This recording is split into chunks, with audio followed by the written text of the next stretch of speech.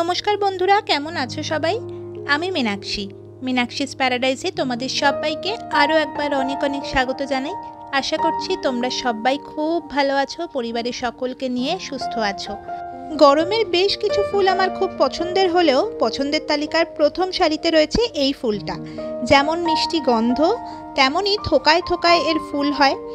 আর আমার মতন সব বাগানেরই মনে হয় গরমকালের একটা বেশ পছন্দের ফুল হচ্ছে এই ফুলটা।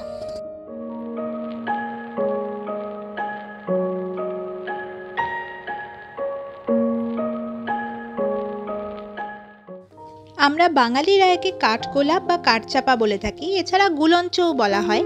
আবার কেউ কেউ এটাকে প্লুমেরিয়া বলেই চেনে। হিন্দিতে একে চম্পা বা ফাঙ্গিপানি বলে থাকে। জায়গা বিশেষে এর নাম হয়তো আলাদা আলাদা হতে পারে, তবে এর চাহিদা কিন্তু কোনো অংশে কোথাওই কম নয়। আর আমাদের ছোটবেলায় না এই সাদা হলুদ চাপাই আমরা দেখতাম, মানে কাঠগোলাপটা সাদা হলুদই দেখতে পেতাম, সেটাই পরিচিত ছিল। তবে যত ধীরে ধীরে বড় হচ্ছি আর যতই এই বাগান করার নেশা বাড়ছে, ততই আস্তে আস্তে জানতে পারলাম যে এরও বিভিন্ন রকমের কালার হয় আর বিভিন্ন রকমের শেপেও পাওয়া যায়। আর সেই থেকেই আমারও সংগ্রহ করা শুরু হলো আস্তে আস্তে। তো বেশ কিছু ভ্যারাইটি এখন আমার কাছে রয়েছে, তার মধ্যে যে কটা এখন ফুল দিচ্ছে সেগুলো তোমাদের সাথে শেয়ার করছি। আরও কিছু ভ্যারাইটি আছে যেগুলো হয়তো এখনও ফুল দেয়নি, তবে খুব শিগগিরই ফুল দেবে, সেগুলো অবশ্যই তোমাদের সঙ্গে শেয়ার করব। আর এগুলোর প্রত্যেকটার না আলাদা আলাদা নাম হয়, আলাদা আলাদা ভ্যারাইটি, যেগুলোকে আমরা এক একটা আইডি বলে থাকি। তো সেই নাম বা ভ্যারাইটি কি কি সে বিশেষ আলোচনায় আজকে আর যাব না, সেগুলো আস্তে আস্তে তোমাদের সাথে শেয়ার করব। কিছু লং ভিডিও, কিছু শর্ট ভিডিও, সব কিছুর মধ্যেই শেয়ার করব। সেই জন্যই বলছি, যারা চ্যানেলটা এখনও সাবস্ক্রাইব করোনি তারা কিন্তু প্লিজ সাবস্ক্রাইব করে রাখো, কারণ আগামী দিনে এর নানান ধরনের ভ্যারাইটি কিন্তু তোমরা দেখতে পাবে আমার চ্যানেলে। তো যাই হোক, এর কিন্তু অনেক ধরনের ভ্যারাইটি হয়। কিছু ডোয়ার্ফ ভ্যারাইটি আছে, কিছু টল ভ্যারাইটি আছে। আর যেরকম সব আলাদা আলাদা ভ্যারাইটি, আর সেরকমই কিন্তু আলাদা আলাদা রঙে এইগুলো পাওয়া যায়। আলাদা আলাদা পেটালসের যে শেপ হয় সেগুলোও আলাদা হয়, গন্ধ আলাদা হয়। প্রত্যেকটারই এরকম আলাদা আলাদা কিছু বিশেষত্ব রয়েছে। আর এছাড়াও জানো তো, বাইরের পরিবেশ কীরকম তার ওপরও কিন্তু এই ভ্যারাইটিগুলোর রং, পাপড়ি, গন্ধ সবটাই ডিপেন্ড করে। তো যাই হোক, সেসব বিস্তারিত আলোচনা না হয় ধীরে ধীরে তোমাদের সঙ্গে শেয়ার করব। আজকে শেয়ার করি এটার পরিচর্যা, বেসিক পরিচর্যা, ভীষণই কম পরিচর্যার একটা গাছ। আর আমার যেই কারণে এটা আরও বেশি পছন্দ, সেটা হচ্ছে এটা একটা পার্মানেন্ট প্লান্ট। তুমি যদি একবার নিজের বাগানে লাগাও আর কিছু জিনিস মেনটেন করো, কিছু জিনিস মাথায় রেখে চলো, তাহলে কিন্তু খুব অনায়াসেই এইটা বছরের পর বছর তুমি তোমার বাগানে রেখে দিতে পারবে। বছরের পর বছর এই গাছটা কিন্তু ফুল দিতে থাকবে। এই গাছটির পরিচর্যার ব্যাপারে কথা বলতে গেলে সবার প্রথমেই যে বিষয়টি আসে সেটি হলো যে গাছটির ক্ষেত্রে কীরকম রোদ প্রয়োজন হয়। আমি বলবো ডাইরেক্ট সানলাইটে রাখলে তবেই এই গাছটায় সবথেকে ভালোভাবে ফুল পাওয়া যায়। এই গাছটা রোদ ভীষণই পছন্দ করে। আমার এই গাছটা ছাদে থাকে, মানে আমার যে কটা প্লুমেরিয়া আছে সবগুলোই ছাদেই থাকে। মোটামুটি 6 থেকে 8 ঘন্টা খুবই ভালোভাবে এই গাছগুলো রোদ পায়, এবং দেখতেই পাচ্ছ কী পরিমাণে ফুল দিচ্ছে। তবে আমি ছাদে করি বলে এমনটা নয় যে এটা শুধুমাত্র ছাদে রাখলেই ফুল দেবে। ব্যালকানিতে যদি 4-5 ঘন্টা ভালো রোদ পায় এরকম ব্যালকানি হয়, তাহলে সেক্ষেত্রে তোমরা সেখানেও রাখতে পারো। আমি যে প্রথমেই বললাম এর কিছু ডোয়ার্ফ ভ্যারাইটিও পাওয়া যায়, যেগুলো কিন্তু টবে খুবই সহজে ছোট্ট ছোট্ট গাছে প্রচুর সংখ্যায় ফুল দেয়। খালি একটু মাথায় রাখবে যেন ওখানে অন্তত 4-5 ঘন্টার ভালোভাবে রোদ পায়। ফুল ডাইরেক্ট সানলাইট পেলে এই গাছটা কিন্তু অনায়াসেই ফুল দিতে পারে। আর প্রথমেই বলেছি এটা গরমের ফুল, গরমকালেই খুব ভালোভাবে ফুল দেয়। আমার এখানে, মানে আমি তো কলকাতায় থাকি, ওয়েস্ট বেঙ্গলে, তো এইখানে মোটামুটি ধরো ফেব্রুয়ারি থেকে অক্টোবর অবধি খুবই ভালোভাবে এই গাছে কিন্তু ফুল পাওয়া যায়। এবার বলে যে এই গাছে জল কীরকম প্রয়োজন হয়। এই গাছটা কিন্তু খুব একটা বেশি জলের প্রয়োজন হয় না। তবে হ্যাঁ, যখন খুব গরম পড়ে তখন আমি দিনে একবার করে জল দিই। তবে অবশ্যই মাটিটা চেক করে তারপরেই জল দেবে। মাটি যদি ওপর থেকে 2-3 ইঞ্চি মতন শুকনো থাকে তাহলেই কিন্তু জল দেবে। মানে ওপর থেকে তুমি আঙুল দিয়ে দেখে নেবে টাচ করে যে 2-3 ইঞ্চি লেয়ার আর কি যদি শুকিয়ে যায় তখনই এই গাছে কিন্তু জল দেবে, না হলে নয়। আমার এই গাছটা দেখো এরকমই একটা অয়েল কন্টেনারে লাগানো রয়েছে। এটা আমার এই গাছটা মোটামুটি ধরো 5-6 বছর ধরে আমার বাগানে রয়েছে। আর এই একটা যে অয়েল কন্টেনার দেখছো এটার মধ্যেই আমি দুটো ডাল লাগিয়েছিলাম। দেখো তার থেকে দুটো গাছ তৈরি হয়েছে এবং দুটো গাছকে আমি একই সঙ্গে রেখেছি, যেহেতু আমার জায়গা খুব একটা বেশি ছিল না, তো সেই জন্য আমি আর আলাদা করিনি। আর এই যে দেখো একই সঙ্গে দুটো ডাল একইভাবে রয়েছে, আর দুটোতেই কিন্তু ফুল হয়।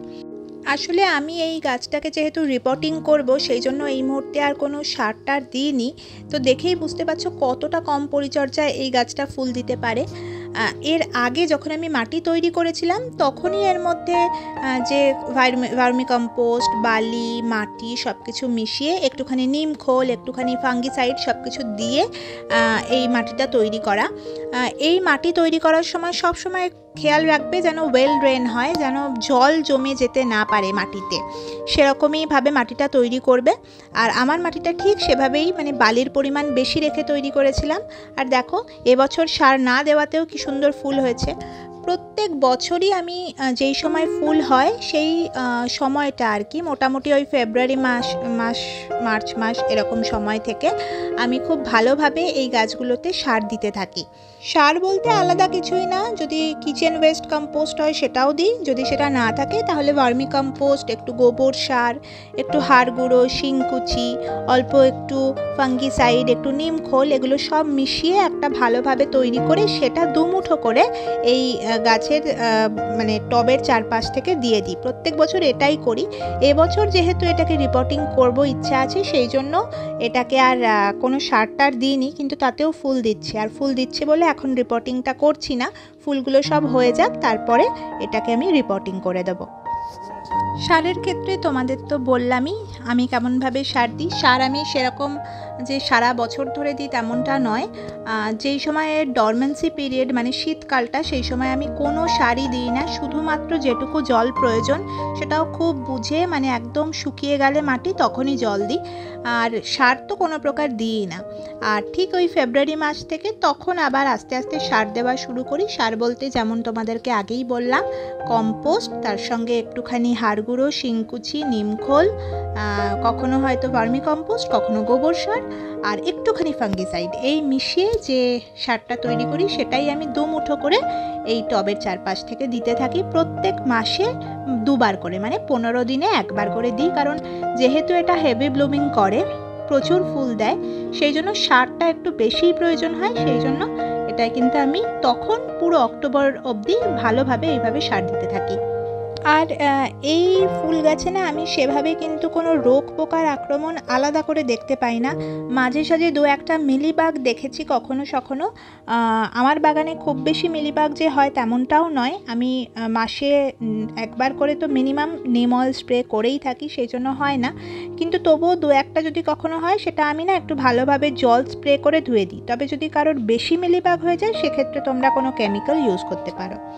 এখান থেকে দেখো আমি একবার ডালটা কেটেছিলাম, তো তার পাশ থেকে আর একটা ডাল বেরিয়েছে। দেখো এটা কেটেছিলাম, এখান থেকে একটা ডাল বেরিয়েছে। তো কাটা অংশটা যখন ডাল কাটবে সব সময় কিন্তু সেখানে ফাঙ্গিসাইড লাগিয়ে দেবে, তা নাহলে সেখান থেকে কিন্তু অনেক সময় মানে রট হয়ে যায়, মানে ডালটা যেটা রয়েছে সেটা কিন্তু খারাপ হয়ে যায় এবং পুরো গাছটা কিন্তু নষ্টও হয়ে যেতে পারে। সেই জন্য ফাঙ্গিসাইড কিন্তু সব সময় ইউজ করবে। আর যে কাটবে যে ডালটা, সেই কাটা ডালটাতেও কিন্তু সব সময় ওই যে সাদা রঙের একটা স্যাপ বেরোয়, সেই স্যাপটা যেন কখনোই গায়ে না লাগে, কারণ অনেক সময় ইচিংয়ের প্রবলেম হতে পারে, তো সেটা থেকে সাবধানে রাখবে। আর স্যাপটা যখন পুরোপুরি বেরিয়ে যাবে, ওই আঠাটা যখন শুকিয়ে যাবে, তখন সেখানে কিন্তু একটু ফাঙ্গিসাইড, যে কোনো ফাঙ্গিসাইড লাগাতে পারো, অথবা একটু হলুদ গুঁড়োও লাগাতে পারো। আমি সবসময় ফাঙ্গিসাইডটাই প্রেফার করি এক্ষেত্রে, কারণ এই গাছটার ক্ষেত্রে না অন্য কোনো রোগ পোকা হয় না, কিন্তু ফাঙ্গাসের খুব প্রবলেম হয়। সত্যি কথা বলতে এই গাছটা হচ্ছে একদমই ঝক্কি ঝামেলাহীন একটা গাছ। শুধুমাত্র একটু যাতে মাটিতে জল না জমে যায়, মানে গোড়ায় জল জমে গেলে এই গাছটার ভীষণই ক্ষতি হয়, গাছটা সম্পূর্ণ নষ্ট হয়ে যেতে পারে। সেক্ষেত্রে মাটি তৈরি করার সময় একদমই ঝুরঝুরে একটা মাটি তৈরি করার চেষ্টা করবে, বালির ভাগটা সবসময় বেশি রাখবে। আর যেহেতু এটা একটা ফ্লাওয়ারিং প্লান্ট, সেই জন্য এর মধ্যে অবশ্যই করে কিন্তু কিছু সার প্রয়োগ করবে, যেরকমটা বললাম। তো সেইভাবে যদি তোমরা করো, এক্ষেত্রে কিন্তু কেমিক্যাল সার ইউজ করার কোনো দরকার নেই, রাসায়নিক সারের প্রয়োজনই পড়ে না। একদমই জৈবিক পদ্ধতিতে এই গাছটা কিন্তু অনায়াসেই ফুল দিয়ে দেবে। এই গাছটির বিভিন্ন ভ্যারাইটির চারা বিভিন্ন দামে বিক্রি হয়ে থাকে, কিন্তু যদি কোথাও কাটিং পেয়ে যাও তাহলে সেই কাটিংটা নিয়ে এসে খুব সহজেই কিন্তু কাটিং থেকে তোমরা অনায়াসেই চারা তৈরি করে ফেলতে পারবে নিজে হাতেই। তাহলে আজকের ভিডিওটা এখানেই শেষ করছি। যদি একটুও ভালো লেগে থাকে তাহলে কিন্তু লাইক, কমেন্ট আর শেয়ার করো। আর চ্যানেলটা যদি এখনও সাবস্ক্রাইব না করে থাকো, প্লিজ সাবস্ক্রাইব করে দিয়ে আমার পাশে থেকো। বেল আইকনটা অবশ্যই প্রেস করো। নতুন একটা ভিডিও নিয়ে আবার খুব তাড়াতাড়ি হাজির হচ্ছি। ততক্ষণের জন্য সবাই খুব খুব ভালো থেকো, সুস্থ থেকো, খুব ভালোভাবে বাগান করো। আজকের জন্য টাটা।